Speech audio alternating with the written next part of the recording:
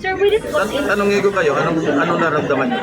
Kung may kapatid kayong gano'n, na pumunta sa Luneta Grandstand at kinanong kayo, ano mag-araramdaman niyo? Awa sa Pangulo. Ito ang naramdaman ni Senate President Pro Tempore Panfilo Lacson nang napanood dito ang paratang ni Senador Amy Marcos.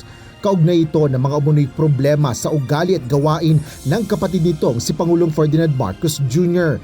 Pangunahin na dito ang umunoy paggamit ng iligal na droga ni PBBM. Hindi ko siya kamag-anak, hindi naman kami close. Pero ang naramdaman ko unang-una bilang sa Pilipino, naawa ako sa kanya.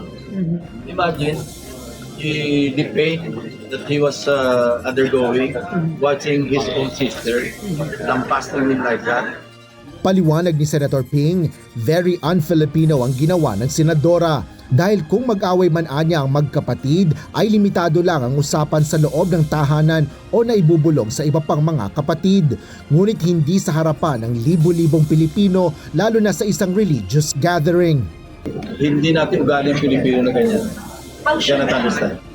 Tayo mga Pilipino, ganun di ba? Kasi masyado tayong closely, knit, di ba? Close-knit yung ating pamilya. So, pag may away magkakapatid, nire-resolve natin within the confines of the room or within the family circle. Pwede maisama yung mga lolo-lola, mga tiyahin, nire-resolve. Pero hindi ganyan.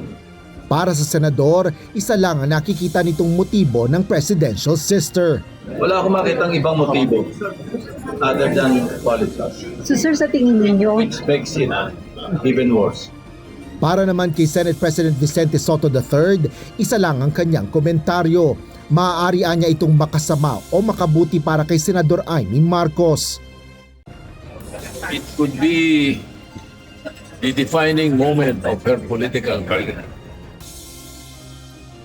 Sa kabila ng issue, sinabi ni Senate President Tito Soto na sa tingin niya ay nananatiling stable o panatag pa rin ang gobyerno. Asher Kadapan Jr., UNTV News and Rescue. Diyos ang aming sandigan, serbisyo publiko ang aming pinahalagahan.